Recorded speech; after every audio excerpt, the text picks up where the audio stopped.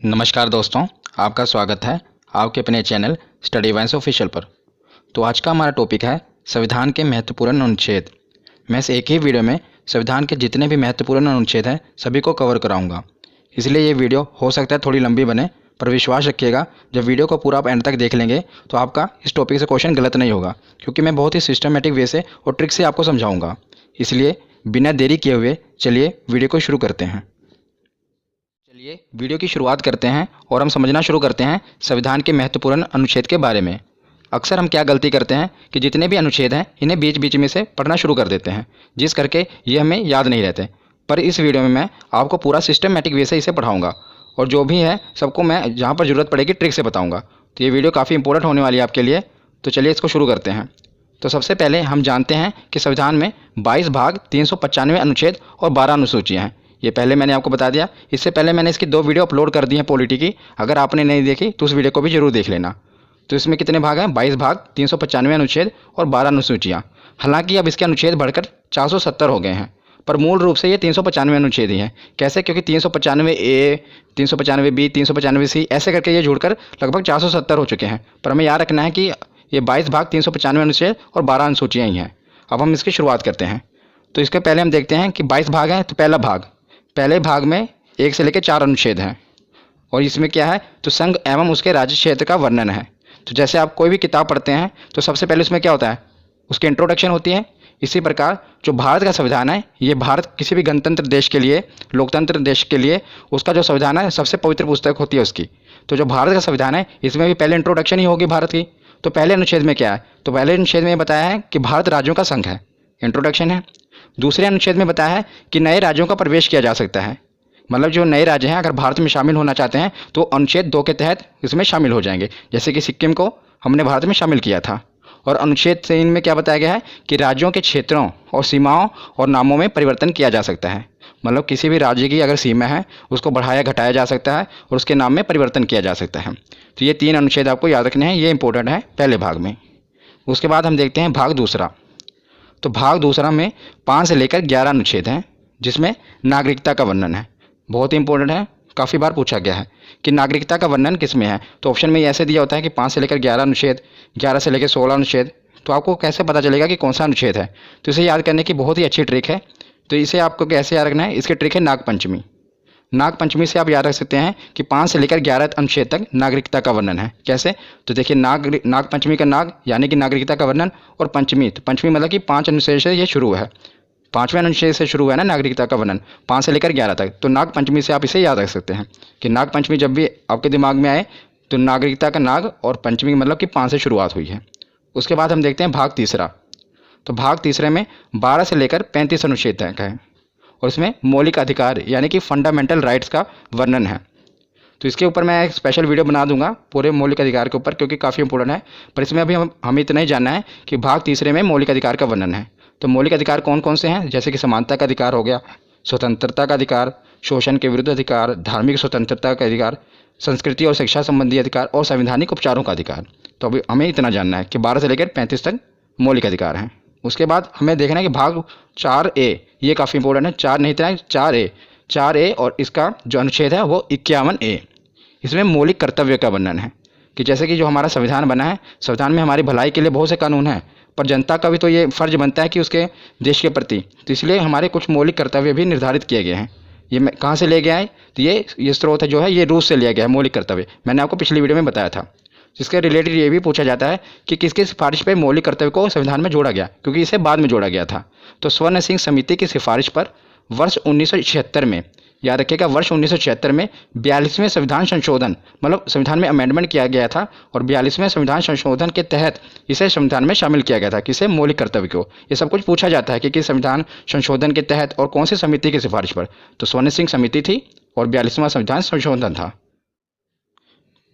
तो 4A के बाद अब हम आगे देखते हैं भाग 5 और भाग 6।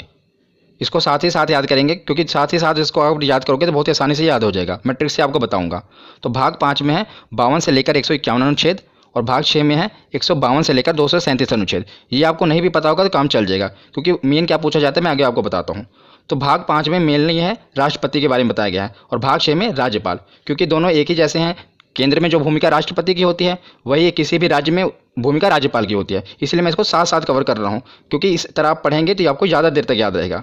तो राष्ट्रपति का सबसे ज़्यादा इंपॉर्टेंट अनुच्छेद 52, इतनी बार एग्जाम में पूछा गया, हर बार शिफ्ट में पूछा ही जाता है कि राष्ट्रपति का पद किस अनुच्छेद में वर्णन है, तो अनुच्छेद 52 में। तो इसको आप याद कैसे करेंगे, तो मैं इसको आपको याद करने का तरीका बताता हूँ। तो इसको याद करने की एक ट्रिक है, देखिए अगर आप कोई चीज़ इमेज से याद करते हैं ना तो वो आपके माइंड में ज़्यादा देर तक रहती है, सब कॉन्शियस माइंड में आपके बैठ जाती है और वो चीज़ आप ज़्यादा देर तक याद रख सकते हैं। इसलिए मैं आपको इसे इमेज से याद कराऊंगा। तो आप देख रहे हैं ना अनुच्छेद 52 है, इसी डिजिट से हमें याद होगा राष्ट्रपति पद के बारे में। देखिए जो ये दो देख रहे हैं ना, ये अब दो ऐसा लग रहा है जैसे किसी के आगे झुका हुआ है, गिड़गिड़ा रहा है। आगे आप देख रहे हैं ये 5 मतलब राष्ट्रपति। जब भी आपके दिमाग, क्योंकि जब भी आपको ये आएगा ना तो ऑप्शन ऐसे आएगा 52, ऑप्शन 53, 54, मतलब 7 वाले आएंगे और आपसे पूछा जाएगा कि राष्ट्रपति पद का वर्णन किस में है। तो आपको देखते ही पता लगना जाना चाहिए कि जो इसके आगे जो 2 है वो आपको ऐसा लग रहा है ना कि झुका हुआ है। और आपको पता है राष्ट्रपति के हाथ में बहुत पावर होती है, वो चाहे तो किसी की फांसी की सजा भी माफ़ कर सकता है। तो जो 2 है वो लग रहा है कि आगे उसके गिड़गिड़ा रहा है और माफ़ी मांग रहा है, और जो 5 है आपको देख रहे हैं ना बैठा हुआ है। तो इससे आप पता लगता है कि जो राष्ट्रपति का पद है अनुच्छेद 52 में, ये एक ट्रिक है जिससे आप इसको याद रख सकते हैं। उसके बाद देखते हैं अनुच्छेद 53। अनुच्छेद 53 में क्या है, राष्ट्रपति का पद है तो उसके पास शक्तियाँ भी होंगी और कार्य भी होंगे। तो अनुच्छेद 53 में शक्ति और कार्य का वर्णन है। उसके बाद देखते हैं अनुच्छेद 54 निर्वाचन। देखिए इसकी राइमिंग बैठी ना, 54 निर्वाचन। तो अनुच्छेद 54 में क्या है कि राष्ट्रपति का निर्वाचन कैसे किया जाना है ये उसमें बताया गया है। और उसके साथ हम देखते हैं राज्यपाल का। तो राज्यपाल का भी आप साथ ही में याद करिएगा, बस इसमें क्या करना है, +1 जोड़ना है। तो जैसे 52 है, 52 में क्या हुआ 53, जो आपने 1 जोड़ा वो उसके आगे लगा देना है, क्योंकि राष्ट्रपति और राज्यपाल साथ ही साथ चलते हैं। इसीलिए 52 है, 52 में 1 जोड़ देना, 53 के आगे आप 1 लगा देंगे। तो ये राज्यपाल का पद हो गया। और अनुच्छेद 53 में क्या था, शक्ति कार्य। तो इसका अनुच्छेद 154 में शक्ति कार्य, इसमें भी क्या करना है, 53 में 1 आपको जोड़ना है, 1 54 हो गया और वही 1 उसके आगे लगा देना है। उसके बाद इसमें 54 में निर्वाचन था, इसमें 55 में निर्वाचन है। 54 में आपको 1 जोड़ना है और वही 1 इसके आगे लगा देना है। तो इन तीनों से आप ये तीनों साथ साथ याद कर रहे हैं, देखा कितनी आसानी तरीके से। और ये सभी 6 के 6 पूछे जाते हैं। आप एक ट्रिक से सबको याद कर सकते हैं। बस आपको क्या करना है, जैसे आपको ये इमेज से याद रहेगा ना राष्ट्रपति पद के बारे में, तो आपको पता हो कि राष्ट्रपति का पद है 52 पे, तो आगे उसकी शक्ति है, उसके बाद निर्वाचन है। तो 52 में आपने 1 जोड़ा, कितना हुआ 53, जो आपने 1 जोड़ा वो उसके आगे लगा देना 153। तो उसमें राज्यपाल का पद है, उसके आगे उसके शक्ति कार्य हैं, उसका निर्वाचन है। इसे आप दोनों याद रख सकते हैं। उसके बाद हम राष्ट्रपति के आगे देखते हैं कि निर्वाचन तो हो गया, और राष्ट्रपति को हटाया कैसे जाएगा, क्योंकि यह तो लोकतंत्र है, मतलब यहाँ पर कोई भी सिक्योर नहीं है, हर आदमी के पीछे कोई ना कोई बैठा है उसको हटाने के लिए। तो अब इसमें देखते हैं अनुच्छेद 61, ये भी काफ़ी बार पूछा गया है, महाभियोग। तो महाभियोग, इसके द्वारा राष्ट्रपति को उसके पद से हटाया जा सकता है, महाभियोग के द्वारा। महाभियोग के बारे में मैं आपको और भी बताता हूँ कि महाभियोग किसी भी सदन में लाया जा सकता है, चाहे राज्यसभा हो या लोकसभा हो। और महाभियोग लाने से 14 दिन पहले राष्ट्रपति को सूचित करना पड़ता है। मतलब जब भी महाभियोग लाना है उसे 14 दिन पहले राष्ट्रपति को यह सूचित करना पड़ता है कि भाई साहब आप पे महाभियोग लगने वाला है। तो अनुच्छेद 61 के बाद अब हम देखते हैं अनुच्छेद 72। ये भी काफ़ी बार पूछा गया है, क्षमादान। मैंने आपको बताया ना कि राष्ट्रपति के पास ये पावर होती है कि वो किसी को भी क्षमा कर सकता है। तो इसको भी आप कैसे याद करेंगे, बस दो से आपको बस यही इमेज आनी चाहिए कि जो 2 है वो झुका हुआ है और गिड़गिड़ा रहा है। 7 आप देख रहे हैं राष्ट्रपति खड़ा हुआ है, राष्ट्रपति के आगे वो गिड़गिड़ा रहा है कि मुझे क्षमा कर दो। तो इससे आप याद रख सकते हैं क्षमादान।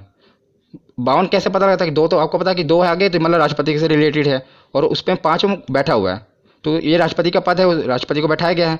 और 72 में वो खड़ा हुआ है और उसके सामने 2 गिड़गिड़ा रहा है कि मुझे क्षमा कर दो। तो इससे आप नंबरों से खेल सकते हैं। तो उसके बाद हम देखते हैं अनुच्छेद 123, अध्यादेश। ये भी काफ़ी इंपॉर्टेंट है, अध्यादेश। कि अध्यादेश में क्या होता है कि जब लोकसभा और राज्यसभा की बैठक ना चल रही हो और देश में किसी जरूरी कानून की आवश्यकता होती है, तो राष्ट्रपति हस्ताक्षर करके कानून बना सकते हैं। पर मंत्रिमंडल की सिफारिश पर ही वो कानून बना सकते हैं, क्योंकि मतलब मंत्रिमंडल प्रधानमंत्री ही, उनकी सिफारिश पर ही ये कानून बनता है। आपको पता होना चाहिए कि भारत में कानून कैसे बनते हैं। आपको पता है 3 स्टेप होते हैं। पहले स्टेप में लोकसभा में वो पारित होना चाहिए, फिर राज्यसभा में, फिर उसके बाद राष्ट्रपति के हस्ताक्षर होने चाहिए। कितने स्टेप हैं, 1 2 3, बस इसी से आप याद भी रख सकते हैं। देखिए 1 2 3, तो 1 2 3 सीधे ही तीनों स्टेप हटा के सीधे राष्ट्रपति के साइन करा के सीधा कानून बन जाता है। मतलब ये ट्रिक हो गई। 1 2 3 3 स्टेप होते हैं, पहला लोकसभा, फिर राज्यसभा, फिर राष्ट्रपति। पर अध्यादेश लाकर क्या किया जाता है, इसको खत्म करके सीधा राष्ट्रपति के हस्ताक्षर कराए जाते हैं और कानून बना दिया जाता है। तो अनुच्छेद 123 के बाद हम देखते हैं अनुच्छेद 143। तो अनुच्छेद 143 में क्या है कि राष्ट्रपति को अगर कानूनी सलाह की आवश्यकता होती है तो वो सीधा सुप्रीम कोर्ट से सलाह ले सकता है। पर आपको यह भी याद रखना है कि ये क्वेश्चन पूछा गया है कि अगर वो सलाह देते हैं तो क्या वो मानने के लिए बाध्य है राष्ट्रपति। तो आपको ये याद रखना है कि वो बाध्य नहीं है, वो मतलब सुझाव ले सकते हैं, पर ये नहीं है अगर उन्होंने कोई सजेशन दे दी सुप्रीम कोर्ट ने तो राष्ट्रपति उस पर बाध्य नहीं है, वो चाहे तो माने या चाहे तो ना माने। तो आपको याद रखना है 143। ये सभी मैं आपको राष्ट्रपति के रिलेटेड बता रहा हूँ, इसलिए मैंने एक हेडिंग में सारे कवर कर दिए कि जो भी राष्ट्रपति से रिलेटेड है और ये राज्यपाल वाले। उसके बाद हम देखते हैं उपराष्ट्रपति, राष्ट्रपति, उपराष्ट्रपति। तो उपराष्ट्रपति का वर्णन है अनुच्छेद 63 में। किसमें? अनुच्छेद 63 में। तो उसमें बताया गया है कि एक उपराष्ट्रपति होगा, और अनुच्छेद 64 में क्या बताया गया है कि राज्यसभा के सभापति के रूप में वो कार्य करेगा। तो जो उपराष्ट्रपति होगा, आप देखेंगे जो राज्यसभा का सभापति होता है वह भी उपराष्ट्रपति होता है। और मैं आपको एक इंटरेस्टिंग फैक्ट बताता हूँ कि जो उपराष्ट्रपति होता है उसे अपने पद के लिए कोई तनख्वाह नहीं मिलती, मतलब उसे कोई सैलरी नहीं मिलती, पर जो राज्यसभा में वो सभापति के रूप में कार्य करता है उसके लिए उनको वेतन मिलता है।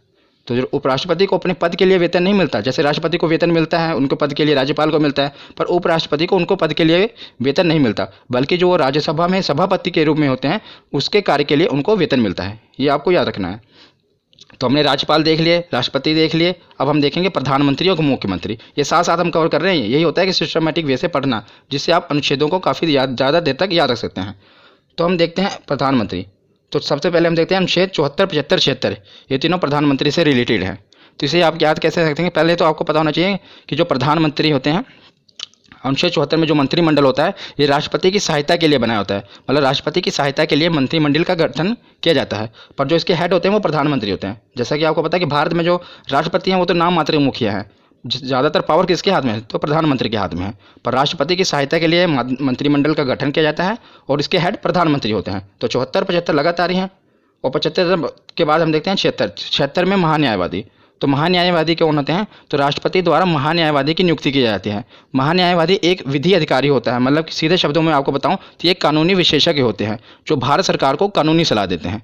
तो जैसे राष्ट्रपति सुप्रीम कोर्ट से सलाह लेते हैं, इसी प्रकार महान्यायवादी होते हैं जिन्हें राष्ट्रपति नियुक्त करता है, पर जो सिफारिश होती है मंत्रिमंडल, मतलब प्रधानमंत्री की सिफारिश पर ही राष्ट्रपति नियुक्त करते हैं और ये कानूनी सलाह देते हैं प्रधानमंत्री को। तो तीनों आपको याद रखने हैं। सबसे पहले तो 74 में मंत्रिमंडल, 75 में प्रधानमंत्री उसके हेड, और 76 में कानूनी सलाह ले सकते हैं। उसी प्रकार जैसे प्रधानमंत्री है केंद्र के लिए, तो राज्य के लिए कौन होता है? मुख्यमंत्री, उसका मुखिया होता है। तो अनुच्छेद 163 में मंत्रिमंडल, सेम टू सेम। इसको याद करने की ट्रिक भी एक ही है। देखिए कैसे, जैसे मैंने आपको वहाँ पर राष्ट्रपति और राज्यपाल में क्या बताया था कि एक जोड़ना है, यहाँ पर एक एक घटाना है। जैसे 74 है, क्योंकि जो अगर आपको देखा जाए प्रधानमंत्री की पोस्ट बड़ी है, मुख्यमंत्री एक स्टेप उससे नीचे ही है। आपको याद करने के लिए बता रहा हूँ, ऐसे नीचे है ना, एक स्टेप नीचे, तो बस आपको एक स्टेप नीचे घटा देना है। जैसे 74 मंत्रिमंडल है, आपको दोनों में एक एक घटा देना है। 4 में से गया 3, 7, 1, 6, और जो एक घटा है आपको एक आगे लगा देना है, 163 आ गया। ऐसे आगे 75 में भी करना है तो 164 आ जाएगा, 76 में भी करोगे तो 165। मतलब इन तीनों से आप इन तीनों को याद कर सकते हैं। जैसे राष्ट्रपति के राज्यपाल याद कर लिया, प्रधानमंत्री का याद किया तो मुख्यमंत्री का याद कर लिया। तो तीनों साथ साथ ही हैं। मंत्रिमंडल इसमें 74 में है, अनुच्छेद 163 में मंत्रिमंडल है, इसमें 75 में प्रधानमंत्री हैं, तो 164 में मुख्यमंत्री हैं, और 76 में महान्यायवादी हैं, तो 165 में महाधिवक्ता। मुख्यमंत्री के लिए महाधिवक्ता होता है, जो काम मतलब कि महान्यायवादी प्रधानमंत्री के लिए करता है वही काम महाधिवक्ता मुख्यमंत्री के लिए करता है। और जो महाधिवक्ता है इनकी नियुक्ति कौन करेगा? तो जैसे वहाँ पर राष्ट्रपति करते हैं तो यहाँ पर राज्यपाल करेंगे। तो एक ही ट्रिक से आप इन 6 को याद कर सकते हैं। तो प्रधानमंत्री और मुख्यमंत्री तो हमने देख लिए। अब हम आते हैं संसद पर, क्योंकि कानून कहाँ पर बनेंगे? संसद में। तो ये तो आपको याद ही होगा क्योंकि काफ़ी इंपॉर्टेंट है, आपने याद किया ही होगा। संसद का जो वर्णन है अनुच्छेद 79 में है, 79, और उसके बाद 80 और 81 लगातार ही है, राज्यसभा और लोकसभा। तो कई बार क्या होता है हम इनके क्रम में मिस्टेक कर देते हैं, कई बार हम भूल जाते हैं कि 80 में लोकसभा आएगा या राज्यसभा आएगा। तो इसे याद करना बहुत ही सरल है और इसकी ट्रिक भी सरल है। सा से पहले संसद आएगा, रा से राज्यसभा, ला से लोकसभा, सरल। तो आप इसके क्रम को याद रख सकते हैं, पहले संसद आएगा, फिर राज्यसभा आएगा, फिर लोकसभा आएगा। ये तो केंद्र के लिए होगा। उसी प्रकार राज्य में भी है। तो जैसे केंद्र में बोला संसद है, उसी प्रकार राज्य में है विधानमंडल। मतलब राज्य में कोई कानून बनाना होता है तो विधानमंडल के तहत बनता है। तो विधानमंडल, और विधानमंडल में क्या होता है? विधानसभा और विधान परिषद। ज़्यादातर विधानसभाएं होती हैं और बस केवल 6 राज्य ही हैं जहाँ पर विधान परिषद है। मैं आपको बताऊँगा, ज़्यादातर हर जगह मतलब ज़्यादातर राज्यों में विधानसभा है। तो इसे आप याद कैसे करेंगे? जैसे हमने प्रधानमंत्री मुख्यमंत्री को किया, मतलब प्रधानमंत्री एक स्टेप ऊपर होता है, मुख्यमंत्री नीचे। उसी प्रकार केंद्र तो ऊपर है ना और राज्य नीचे। तो इसको भी ऐसे, मतलब टिक बता रहा हूँ आपको, तो इसको भी ऐसे ही घटाना है। 79 है, आपको एक एक घटा देना है। कितना? 9 में से गए 1, 8, और 7 में से गए 6, और जो एक घटा है एक आगे लगा देना है। तो 168, वहाँ पर संसद, यहाँ पर 168। एक ही ट्रिक से देखो आप सब याद कर रहे हैं, संसद का वर्णन और यहाँ पर विधानमंडल में। उसके बाद हम देखते हैं लोकसभा। तो लोकसभा 81 है, 81 में भी आपको 11 घटा देना है। 1 में गए 0, 8 में से गए 7, और आगे एक जो घटा है लगा देना है 170। तो वहाँ पर लोकसभा और यहाँ पर विधानसभा, इसको भी आप याद कर सकते हैं। तो विधानसभा के बाद ये है विधान परिषद। ये मतलब हर जगह नहीं है, सिर्फ केवल 6 राज्यों में है। तो 6 राज्यों में है। ये भी कई बार पूछ लिया जाता है कि बताओ कि विधान परिषद किन किन राज्यों में है। तो इसकी भी एक ट्रिक है, इसकी ट्रिक है टीबी, जुकाम। क्या? टीबी और जुकाम। इससे आप याद रख सकते हैं कि कहाँ कहाँ पर विधान परिषद है। टी से जैसे हो गया तेलंगाना, बी से हो गया बिहार, तेलंगाना और बिहार। जैसे जम्मू कश्मीर, तो ये जम्मू कश्मीर पहले था, लेकिन अब जब से ये केंद्र शासित प्रदेश बन गया है तो यहाँ पर विधान परिषद खत्म कर दी गई है। और ये पूछा जाता है कि किस राज्य में विधान परिषद खत्म कर दिया गया है, तो याद रखिएगा अब तो केंद्र शासित बन गया ना, तो जम्मू कश्मीर में। तो ये आप ट्रिक है, इसलिए मैंने आपको पूरा बता दिया, पर आपको ये भी याद होना चाहिए कि जे अब खत्म हो चुका है। यू से उत्तर प्रदेश, के से कर्नाटक, ए से आंध्र प्रदेश और एम से महाराष्ट्र। आंध्र प्रदेश भी अब जो है अपनी विधानसभा में उसने ये प्रस्ताव पारित किया है कि हमारे यहाँ विधान परिषद को खत्म कर दिया जाए, पर अभी वर्तमान में खत्म नहीं हुई है। तो कि 6 राज्यों में अभी भी है, पहले तेलंगाना, बी से बिहार, जम्मू कश्मीर खत्म हो गया, तो 1 2, यू से उत्तर प्रदेश 3, के से कर्नाटक 4, ए से आंध्र प्रदेश 5 और एम से महाराष्ट्र 6। तो मैंने आपको विधान परिषद भी बता दिए क्योंकि ये भी पूछे जाते हैं। तो हमने संसद को भी कवर कर लिया ट्रिक से, और विधानमंडल, विधानसभा और विधान परिषद को भी कवर कर लिया। तो संसद के कुछ और भी अनुच्छेद हैं जो पूछे जाते हैं, मैंने साथ ही कवर कर दिए, उसे भी देख लेते हैं। तो हम आते हैं अनुच्छेद 100 पे। कई बार पूछा गया अनुच्छेद 100 में किसका वर्णन है? निर्णायक मत। निर्णायक मत क्या होता है कि मतलब कि अगर यदि लोकसभा में किसी मुद्दे पर वोटिंग हो रही है और जो वोटिंग है वो बराबर हो जाए, यानी कि निर्णय ना हो पा रहा हो, तो उस समय क्या होता है कि अध्यक्ष महोदय अपना निर्णायक मत देंगे। तो अध्यक्ष महोदय जिस पे अपना मत दे देंगे उसे ही पारित कर लिया जाएगा। मान लीजिए कि वो हाँ के पक्ष में अपनी वोट दे रहे हैं तो कानून को पारित कर दिया जाएगा, ना के पक्ष में अपनी वोट दे रहे हैं तो कानून को पारित नहीं किया जाएगा। मतलब जबकि इसको याद रखना भी आसान है। देखिए 100 है ना, मतलब जब भी 50-50 बात आ जाए कि ना कानून का निर्णय ना हो पा रहा, 50-50 बात आ जाए, 50-50 होते हैं, तो एक वोट जो वहाँ पर अध्यक्ष महोदय हैं उनका निर्णायक मत माना जाएगा। तो अनुच्छेद 100 में निर्णायक मत का वर्णन है। 100 के बाद देखते हैं अनुच्छेद 108। तो अनुच्छेद 108 में संयुक्त अधिवेशन कब बुलाया जाता है मैं आपको बताता हूँ। मान लीजिए लोकसभा में कोई चीज़ पे बिल पर बहस चल रही है और कोई निर्णय नहीं लिया जा पा रहा है, तो क्या किया जाता है कि लोकसभा में बिल अटका पड़ा है और राज्यसभा में भी अभी पहुंचा नहीं, तो लोकसभा और राज्यसभा के दोनों की संयुक्त अधिवेशन बुलाया जाता है। ये राष्ट्रपति बुलाते हैं जब वो बहुत ही मतलब जरूरी हो कानून बनाना, तो लोकसभा और राज्यसभा दोनों को बुलाया जाता है, इसलिए संयुक्त अधिवेशन किसमें है? 108 में।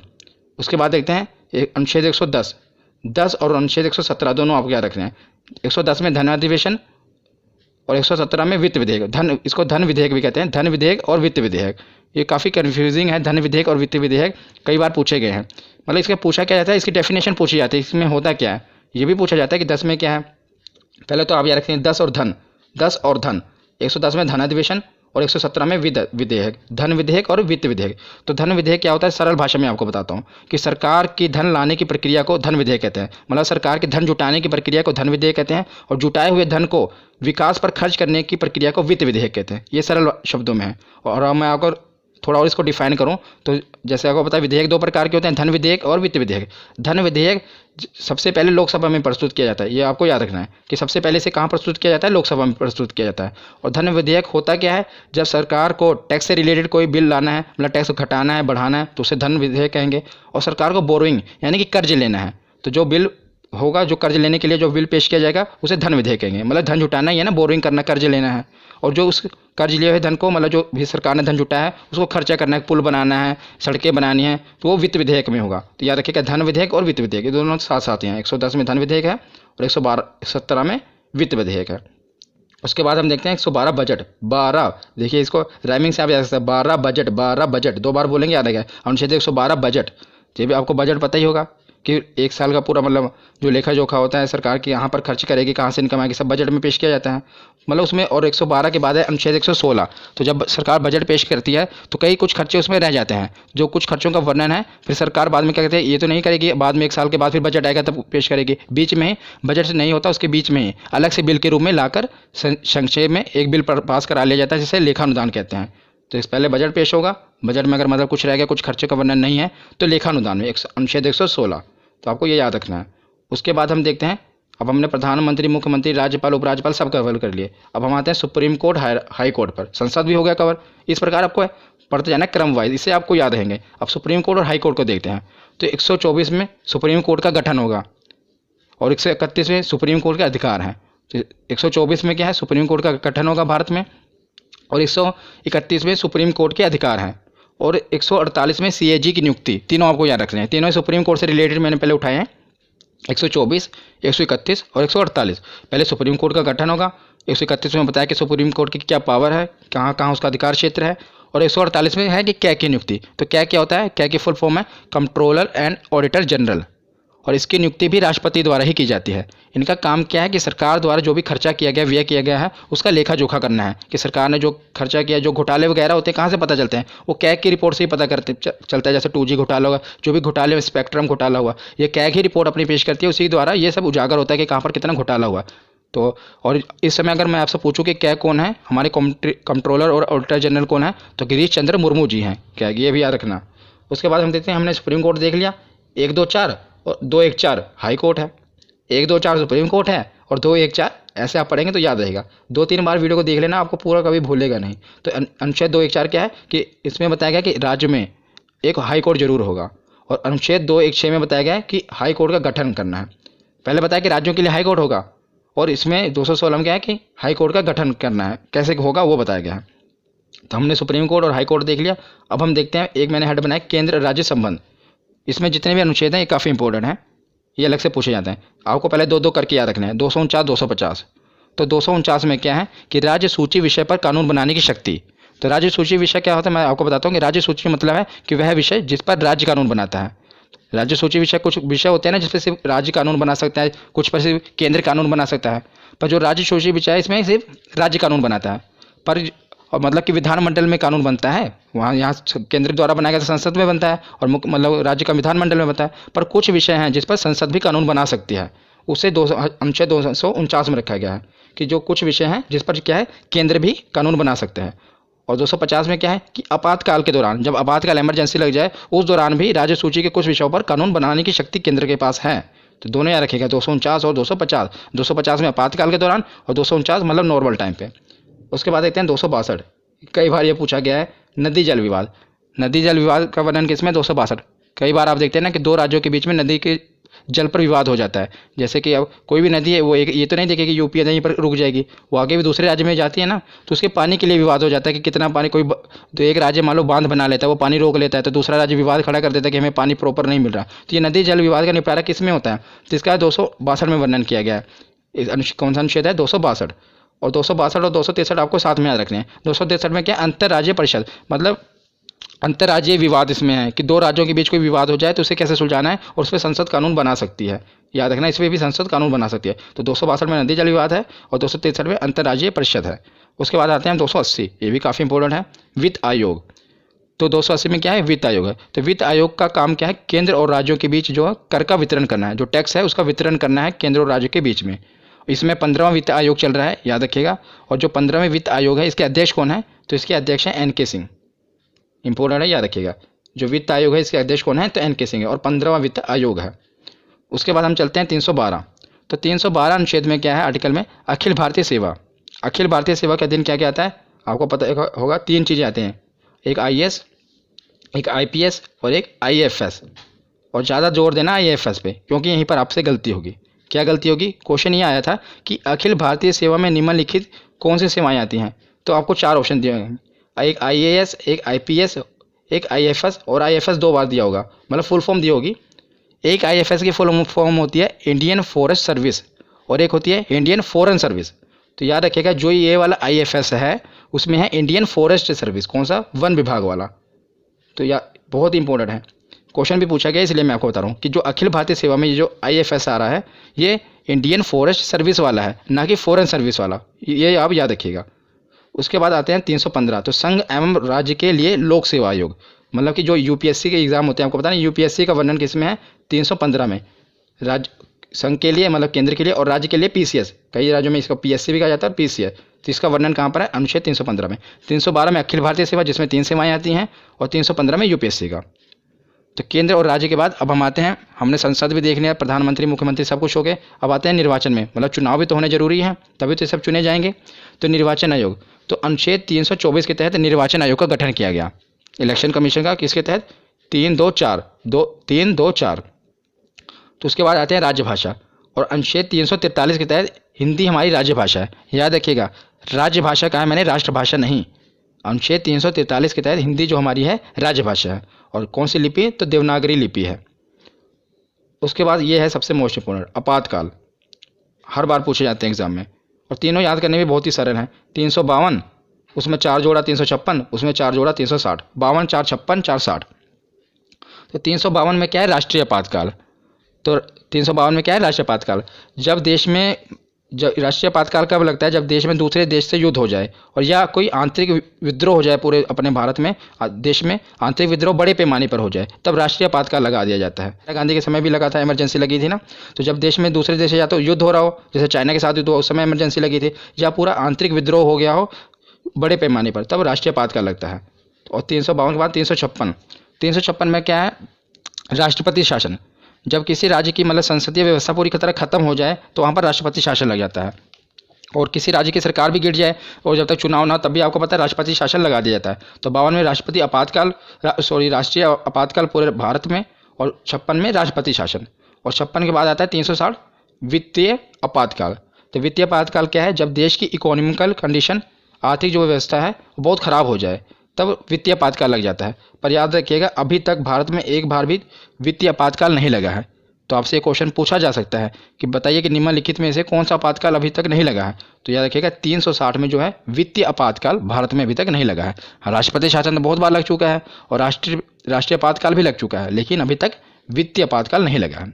उसके बाद हम सकते हैं कि संविधान तो बन गया, लेकिन संविधान में संशोधन भी होना जरूरी है कि नए, अगर मान लो कोई बदलाव करना है, वो भी तो जरूरी है। और मैंने पिछली वीडियो में जो संविधान के स्रोत हैं, मतलब कहाँ कहाँ से संविधान लिया गया है, पूरा स्पेशल आपको ये बताया कि जो संविधान का संशोधन है कहाँ से लिया गया था, आपको याद होगा। तो अगर आपने पिछली वीडियो देखी होगी तो साउथ अफ्रीका से लिया गया था कि संविधान में संशोधन किया जाना है।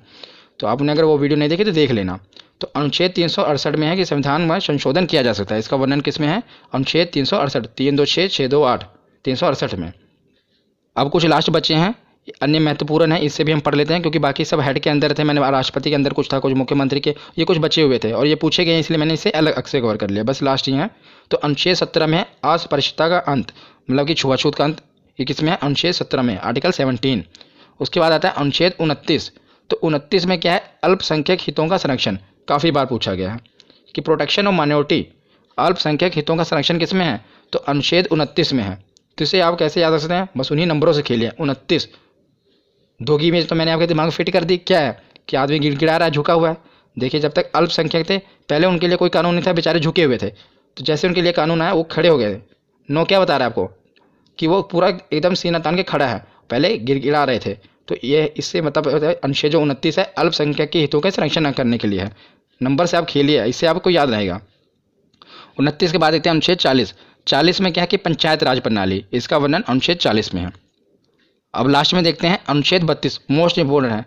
क्यों इंपॉर्टेंट है मैं आपको बताता हूँ। अनुच्छेद 32 के पहले ये जान लेते हैं। तो संवैधानिक उपचारों का अधिकार, और इसे heart and soul of Indian constitution भी कहा जाता है। Heart and soul of Indian constitution इसे क्यों कहा जाता है, तो अनुच्छेद 32 में ये कहा गया है अगर किसी भी आदमी का, चाहे आम आदमी हो, और उसके अगर फंडामेंटल राइट्स यानी कि मौलिक अधिकारों का हनन हो रहा हो, तो सीधा इसके लिए वो केस सुप्रीम कोर्ट में फाइल कर सकता है। तो इसके खिलाफ मतलब केस में कहाँ, डायरेक्ट सुप्रीम कोर्ट में जा सकता है अगर उसके मौलिक अधिकारों का हनन हो रहा हो। इसलिए इसे heart and soul of Indian constitution कहा गया है। किसे, आर्टिकल 32। तो ये वीडियो आज यहीं पर ख़त्म होती है। कैसी लगी आपको ये वीडियो, कमेंट सेक्शन में ज़रूर बताना। धन्यवाद।